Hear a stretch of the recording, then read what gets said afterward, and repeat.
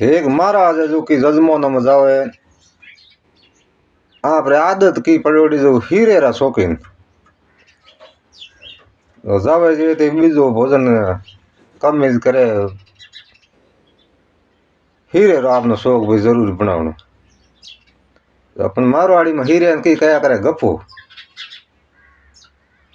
जजमोन पूछे कि महाराज तो क्या के हूँ कौन जू बना की तो के मनो जिम्मो है गफो उन घणो जी रे नफो नी जिम्मो तो हाव कर सको ना बनाना पड़े जजमाना।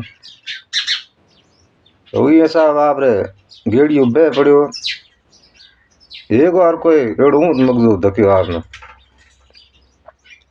वही कहे हालो महाराज मारे की रसोई करो तो रसोई कर से पर मारे ने मैं के केड़ो के भाई मनो जिम्मा गफो उहे न घणो जी रे नफो नी जिम्मा जो केर सको